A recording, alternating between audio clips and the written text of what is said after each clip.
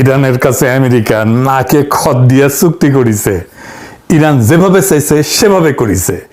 এমনকি চুক্তি কি করতেছে সেটা তার প্রাণবন্ধু ইসরায়েলকে না দেখে চুক্তিটা সাইন করে ফেলছে। ইসরায়েল চেতিছে। ইসরায়েলের সাথে আমেরিকার সুখের সংসারে লাগিছে আগুন।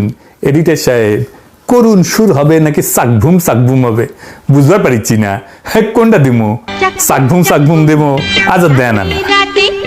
$300 বিলিয়ন ক্ষতিপূরণ দিল ইরানকে আমেরিকা। অনেক তালেবর কইছিল ইরান হাইরা যাবে, ইরানের এই রেজিম টিকবে না। আমি বইলা গেছি বারে বারে ইরান হারবে না। আমি শুধু বইলাই যাই নাই, দেখাই দিছি কেন ইরানকে হারাইতে পারবে না আমেরিকা আর ইসরায়েল।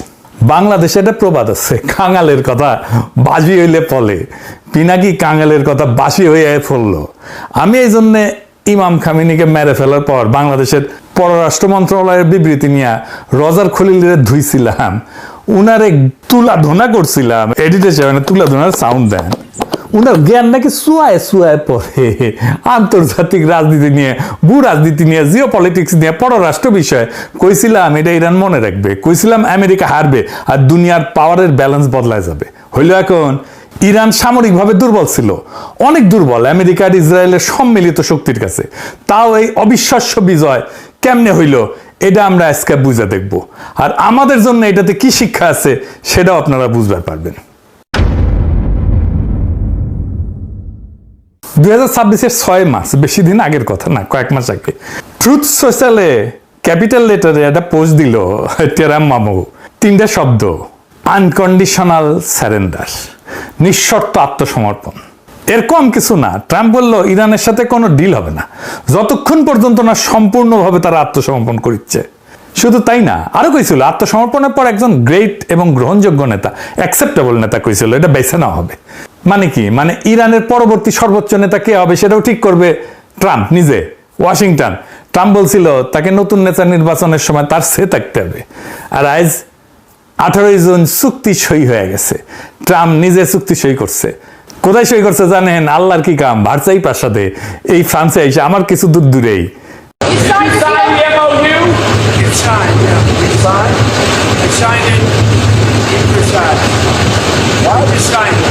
আর ইরানের প্রেসিডেন্ট পেজেশকিয়ান এটা আলাদাভাবে সই করে এক্সে ছবি পোস্ট করছে, ক্যাপশন দিছে একটা ঐতিহাসিক দলিল এবং একটা শক্তিশালী ইরানের বার্তা, পারস্পরিক সম্মানের ছায়ায় শান্তি অর্জিত হবে। আর এই চুক্তিতে নিঃশর্ত আত্মসমর্পণ শব্দটা কোথাও নাই, বরং কি আছে সেটা আমি আপনাদের লাইন বাই লাইন পড়ে শোনাবো। আর তারপরে আপনারাই বলবেন কে কার কাছে আত্মসমর্পণ করলো। ইরান কেন নেগোসিয়েশনটা তার পক্ষে করতে পারলো সেটা আমি দেখাবো আপনাদেরকে আজকে। প্রথমে দিকে আলোচনাটা দুই পক্ষে কারা চালাইলো। এক পাশে বসছে আব্বাস আরাগাজি, ইরানের পররাষ্ট্রমন্ত্রী, কেন্ট বিশ্ববিদ্যালয় থেকে রাষ্ট্রবিজ্ঞানে পিএইচডি, 1989 সাল থেকে মানে 37 বছর ধরে কূটনীতিক, ডিপ্লোম্যাট। জাপানের রাষ্ট্রদূত ছিল, ফিনল্যান্ডে ছিল, এস্তোনিয়ার রাষ্ট্রদূত ছিল। ইরান ইরাক যুদ্ধের রক্তে ভেজা প্রজন্মের মানুষ, আমাদেরই প্রজন্মের মানুষ। 2015 সালে পরমাণু চুক্তির অন্যতম স্থপতি ছিল সে। আর অন্য পাশে কারা? স্টিভ উইটকফ আর জ্যারেড কুশনার। দুজনে কি করে জানেন? রিয়েল এস্টেট ব্যবসায়ী, পররাষ্ট্রনীতিতে কোনো অভিজ্ঞতা নাই। কুশনার ট্রাম্পের জামাই, মানে জামাই কোটায় ঢুকিছে, ওই তার সরকারি কোনো পদই কলে নাই। ট্রাম্পের নিজের দলের সিনেটর টম টিলিজ ওই পর্যন্ত কইছে যে এটা কোনো মানেই হয় না।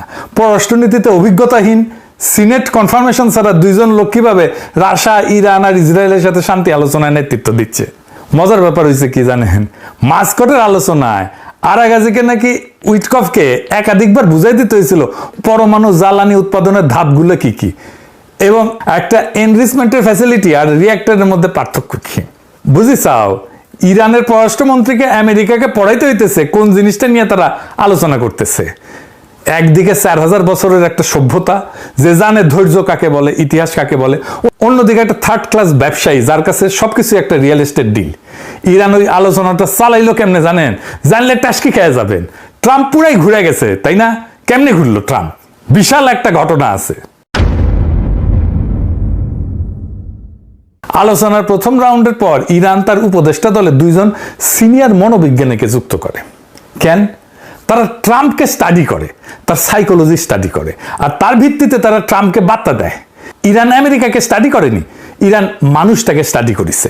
তারা বুঝছিল এই প্রেসিডেন্সিটা প্রতিষ্ঠান দিয়ে চলতেছে না, এখন একজন ব্যক্তির মেজাজ দিয়ে চলে। কাজে এই প্রতিষ্ঠানের সাথে লড়াই না করে তারা ব্যক্তির মনস্তত্ত্বকে স্টাডি করলো। ট্রাম্পের মনস্তত্ত্ব যায় না, ইরানের ঠিক কি কি লাভ হইল আসেন সেটা দেখি। ইরানের প্রত্যেকটা বার্তা কাতারে আর ওমানের মধ্যস্থতাকারীদের হাত ঘুরে ট্রাম্পের কাছে পৌঁছাইতো। মানে ইরান জানতো শব্দ বাছাই কতটা গুরুত্বপূর্ণ। ভুল শব্দ মানে ট্রাম্পের চান্দি গরম। মনোবিজ্ঞানীরা ঠিক করে দিতেন কোন বার্তায় ট্রাম্প কি প্রতিক্রিয়া দেখাইতে পারে। মনোবিজ্ঞানীদের সুপারিশ মতো ইরান লিখিত যোগাযোগ আর আলোচনার কৌশল ঠিক করত। আর তারপর থেকেই ট্রাম্প ক্রমাগত ইসরায়েলের উপরে বিলা হইতে থাকে। ইরান ট্রাম্পকে বুঝাইতে পারলো যে ইসরায়েলের নীতি আমেরিকাকে অর্থহীন যুদ্ধে টেনে আনছে এবং এটাতে আমেরিকার ক্ষতি হইতেছে। এটা কাজ করলো। ট্রাম্প নেতানিয়াহুকে পাগল বললো, বিচার বুদ্ধিহীন বললো, গালি দিল। সাইকোলজিস্টরা কইছিল ট্রাম্প চাইছিল এমন একটা বিজয় যা বর্ণনা করা যায়, প্রচার করা যায়, ন্যারেটেবল ভিক্টরি হিসাবে। আর ইরান চাইছিল আত্মসমর্পণ ছাড়া চুক্তি। ইরান বুঝে গেছিল ট্রাম্পের আসলে দরকার বাস্তব বিজয় না, বিজয়ের একটা গল্প। তাই ইরান তাকে গল্পটা বলতে দিছে আর নিজে নিয়ে আসছে আসল জিনিসগুলো। অবরোধ তুলে ফেলছে, নিষেধাজ্ঞা বাতিল, আটকানো সম্পদ ফিরে পাইছে। মানে এটা শুধু একটা বুদ্ধিদীপ্ত কৌশল ছিল না, এটা রেজাল্ট দিছে। একদম গুনে গুনে অঙ্ক কষে মাপা যায় এমন রেজাল্ট দিছে। এবার আসেন দেখি চুক্তিতে কি লেখা আছে। 1 নম্বর দফা, যুদ্ধের তাৎক্ষণিক এবং স্থায়ী সমাপ্তি সব ফ্রন্টে, লেবানন সহ কেউ কারো বিরুদ্ধে কোনো হামলা করবে না। 2 নাম্বার, দুই দেশ একে অপরের সার্বভৌমত্ব, আঞ্চলিক অখণ্ডতাকে সম্মান করবে এবং আভ্যন্তরীণ বিষয়ে হস্তক্ষেপ করবে না। মার্চে ট্রাম্প বলছিল ইরানের পরবর্তী নেতা নির্বাচন করে দিবে। আর জুনের চুক্তিতে আমেরিকা সই করতেছে আভ্যন্তরীণ বিষয়ে হস্তক্ষেপ করবে না। আমরা তোমাদের নেতা ঠিক করব থেকে আমরা তোমাদের আভ্যন্তরীণ বিষয়ে হাত দেব না। বুঝেছেন তো, কুটি থেকে কুটি আসিছে। 4 নম্বর দফা, আমেরিকা নৌ অবরোধ তুলে ফেলবে। 30 দিনের মধ্যে ইরানের আশপাশ থেকে নিজেদের সেনা প্রত্যাহার করবে। আমেরিকা সেনা প্রত্যাহার করবে, অবরোধ তুলবে, এগুলো কার দাবি ছিল? ইরানের তো। 6 নম্বর দফা, আমেরিকা আঞ্চলিক অংশীদারদের নিয়ে ইরানের পুনর্গঠনে এবং অর্থনৈতিক উন্নয়নে কমপক্ষে $300 বিলিয়ন একটা সুনির্দিষ্ট পরিকল্পনা তৈরি করবে। যে দেশকে নিঃশর্ত আত্মসমর্পণ করতে বলা হয়েছিল তার পুনর্গঠনের জন্য 300 বিলিয়নের অঙ্গীকার। 7 নম্বর দফা, আমেরিকা সব ধরনের নিষেধাজ্ঞা বাতিলের অঙ্গীকার করে, সব স্যাংশন তুলে নেবে। জাতিসংঘ নিরাপত্তা পরিষদ রেজলিউশন, IAEA, বোর্ড অফ গভর্নর্সের নিষেধাজ্ঞা, সব একতরফা মার্কিন নিষেধাজ্ঞা, প্রাইমারি এবং সেকেন্ডারি সব তুলে ফেলবে। 10 নম্বর দফা, সই হওয়ার সাথে সাথে নিষেধাজ্ঞা পুরোপুরি বাতিল হওয়ার আগে পর্যন্ত মার্কিন ট্রেজারি ইরানি তেল রপ্তানির জন্য কোনো বাধা দেবে না। পৃথিবীর সব দেশ এখন ইরান থেকে তেল কিনতে পারবে, লেনদেন করতে পারবে, ইরানের ব্যাংকের সাথে লেনদেন করতে পারবে। আগে ইরানকে তেল বিক্রি করতে হতো অনেক কম দামে, মূলত চায়নাকে। কেউ লেনদেন করতে পারতো না ইরানের ব্যাংকের সাথে। এখন বাজার দরে তেল বিক্রি করতে পারবে ইরান সবার সাথে। ইরান এখন তার তেল বিশ্ববাজারে খোলাখুলি বিক্রি করতে পারবে। 11 নম্বর দফা, ইরানের জব্দ করা অর্থ এবং সম্পদ ফেরত দেওয়া হবে। আর পরমাণু অস্ত্র নিয়ে ইরান বলছে যে সে পরমাণু অস্ত্র সংগ্রহ বা তৈরি করবে না। এখানে কিন্তু ইরান কোনো ছাড় দেয়নি। এই অঙ্গীকার তারা গত 50 বছর ধরে করে আসতেছে, এটা তাদের প্রতিশ্রুতি। মিসাইল প্রোগ্রাম নিয়ে একটা শব্দও নাই। মিসাইল প্রোগ্রাম ধ্বংস করার এজেন্ডা ছিল ইসরায়েলের। তাহলে কে জিতলো? ইরান। যদিও ইরানকে এই যুদ্ধে ভয়ঙ্কর মূল্য দিতে হয়েছে। সর্বোচ্চ নেতা আয়াতুল্লাহ খামেনি যুদ্ধের প্রথম দিনে নিহত হয়েছেন, নিজের ভূখণ্ডে আক্রমণ হয়েছে, কৌশলগত সম্পদের ক্ষতি হয়েছে, এই সব কিছু হয়েছে, কিন্তু শেষ পর্যন্ত বিজয়ের হাসি আসলো ইরান। ইরান নিখুঁত নিরঙ্কুশ বিজয় পায়নি, এটা সত্য, কিন্তু ইরান হারেনি। হারা মানে আত্মসমর্পণ, হারা মানে নিজের সার্বভৌমত্ব বিসর্জন। এই চুক্তির 14টা দফার একটাতেও সে আত্মসমর্পণ নাই। ইরান শুধু এই চুক্তিতে যেতে নাই, আরো অনেক জায়গায় জিতেছে। কোথায় কোথায় জিতেছে? ইরান যুদ্ধবিদ্যায় নতুন টার্মিনোলজি আনছে এবং সেটা সফল প্রয়োগ করছে। অ্যাসিমেট্রি বলে, মানে শক্তিতে দুর্বল হওয়াটাই তার শক্তিমত্তা। তার কয়েক হাজার ডলারের শাহেদ ড্রোন ঠেকাইতে শত্রুর মিলিয়ন মিলিয়ন ডলারের ইন্টারসেপ্টর ছুটতে হয়। সে যুদ্ধটাকে শত্রুর জন্য বিশাল অপচয়ের যুদ্ধ বানাই দিয়েছিল। এটাকে কয় ওয়ার অফ অ্যাট্রিশন। ইরান শিখছিল 2024 আর 2025 সংঘাত থেকে। এবার তারা কৌশল বদলালো, কম কিন্তু নিখুঁত আঘাত দীর্ঘ সময় ধরে। ইরানের মিসাইল ছোড়ার ধরন ছিল ডিসপারশন, মানে দিনের বিভিন্ন সময়ে বিভিন্ন এলাকায় ছড়ায় ছড়ায় সে মিসাইল মারত। উদ্দেশ্য সর্বোচ্চ ধ্বংস না, বরং শত্রুকে ক্লান্ত করে দেওয়া। আরেকটা কৌশল নিয়েছিল, সেটা ছিল মিত্রতাকে দায় বানানো।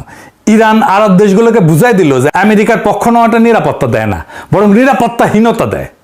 উপসাগরীয় কোনো দেশ রেহাই পায়নি। আরব আমিরাত বলেন, কুয়েত বলেন, বাহরাইন বলেন, সবাই আঘাত খাইছে ইরানের কাছে, কারণ তাদের মাটিতে মার্কিন ঘাঁটি আছে। যুদ্ধবিদ্যায় ইরানের একটা নতুন ধারণা আনলো, আর একটা নতুন ধারণা আনলো, কি সেটা? Mosaic defence. সেটা কি? মোজাইক ডিফেন্সের মূল কথা হচ্ছে যে বিকেন্দ্রীভূত কমান্ড, ইরানকে আলাদা আলাদা প্রাদেশিক কমান্ডে ভাগ করা, প্রত্যেকটা স্বাধীনভাবে কাজ করতে সক্ষম, আগে থেকে অ্যাপ্রুভাল দেওয়া আছে। উদ্দেশ্য কি? শত্রু যদি কেন্দ্রটাকে ধ্বংসও করে ফেলে, সর্বোচ্চ নেতাকে যদি মেয়েরা ফেলে, তাও যুদ্ধের যে যন্ত্র, যুদ্ধের যে মেশিনারি, সেটা চলতে থাকবে। আর ঠিক এটাই ঘটছে। খামেনি প্রথম দিন নিহত হইলেন। আমেরিকা ইসরায়েল ভাবছিল মাথা কাটলে শরীর পড়ে যাবে, কিন্তু মাথা কাটা গেল, কিন্তু শরীর চলতেই থাকলো। আর সবচেয়ে বড় চমকপ্রদ ব্যাপার ছিল চতুর্থ উত্তরসূরির একটা ধারণা, মডেল। এই ব্যবস্থায় প্রত্যেকটা গুরুত্বপূর্ণ নেতৃত্বের পদের জন্য একাধিক নামধারী উত্তরসূরি ঠিক করা থাকে, প্রত্যেকটার জন্য 3 ধাপ নিজে পর্যন্ত। মানে একজন কমান্ডার নিহত হলে সাথে সাথে পরের জন দায়িত্ব নেবে, কোনো শূন্যতা ছাড়াই। আরাগাজি 1 মার্চ নিজেই বলছিলেন, মোজাইক ডিফেন্স 2 দশক ধরে মার্কিন হস্তক্ষেপ থেকে শেখা। এটাই ইরানকে সিদ্ধান্ত নিতে দেবে কখন যুদ্ধ শেষ হবে। বুঝিসাও? মানে বলছে, ওরাই বলছে, আমরা ঠিক করবো কখন যুদ্ধ শেষ হবে। এটাই ছিল তাদের আসল অস্ত্র। আর কস্ট অ্যাসিমেট্রি তো আছে, সস্তা ড্রোন দিয়া দামি প্রতিরক্ষাকে ফোকলা করিয়া দিছে একেবারে। ইসরায়েল কি বলিছে এই চুক্তি দেখা? আমেরিকার ইসরায়েলের বাইরাবাড়ি শুরু হয়ে গেছে। এটা সাউন্ড দেন, বাইরাবাড়ি সাউন্ড দেন। ইসরায়েল তো মহাবিলা। নেতানিয়াহুর নিজের সাবেক জাতীয় নিরাপত্তা উপদেষ্টা ইয়াকব আমিদ্রর, সে কইছে যে এটা একটা বাজে চুক্তি। আমেরিকানরা নগদ অর্থ দেইলা বড় জোর একটা কাগজ পাইছে, কইছে ইচ্ছাপত্র, অভিপ্রায়পত্র। টাইমস অফ ইসরায়েলের সম্পাদক এটা বলছে বিপর্যয়কর আত্মসমর্পণ। আর সাবেক উপনিরাপত্তা উপদেষ্টা চাক ফ্রিলিক বলছে যে ইরান আরো শক্তিশালী হইয়া বেড়াইছে। আত্মসমর্পণ যেই শব্দ মারছে, ট্রাম্প ইরানকে হুমকি দিছিল জুনে, সেই শব্দ দিয়া ইসরায়েলেরা নিজেদের অবস্থা বর্ণনা করতেছে। আর ইসরায়েলে ক্ষোভের জবাবে আমেরিকা কি করলো? পিঠ চাপড়ে সান্ত্বনা দিল না ধমক দিছে। 18 জুন হোয়াইট হাউসে ব্রিফিং এ ভাইস প্রেসিডেন্ট জেডি ভ্যান্স ইসরায়েলকে বলছে, একটা সলিড বাম্বু দিছে, বলছে যে আমি ইসরায়েলের মন্ত্রিসভায় থাকলে গোটা দুনিয়ায় আমরা একমাত্র শক্তিশালী মিত্রকে আক্রমণ করতাম না। আমেরিকার ভাইস প্রেসিডেন্ট ইসরায়েলকে মনে করাই দিচ্ছে, তোমার একমাত্র বড় মিত্র আমরা, আর তোমরা বাকি দুনিয়াকে চটায় ফেলছো। ট্রাম্পই তার ভাষায় এই মুহূর্তে দুনিয়ার একমাত্র রাষ্ট্রপ্রধান যে ইসরায়েলের প্রতি সহানুভূতিশীল। আর সবচেয়ে কড়া খোঁচাটা ভ্যান্স মনে করাই দিছে, ইসরায়েলের প্রতিরক্ষা অস্ত্রের 2/3 আমেরিকার হাতে তৈরি, আমেরিকান করদাতার পয়সায় কেনা। এইটা একটা প্রচ্ছন্ন হুমকি।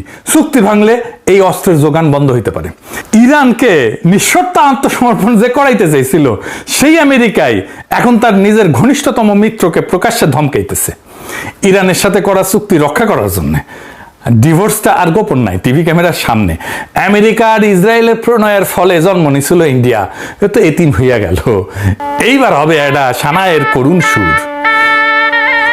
কিন্তু এর মধ্যে দিয়া কি তৈরি হইলো? একটা নতুন মধ্যপ্রাচ্য। ভারসাম্য বদলে গেল, সম্পর্ক বদলে গেল।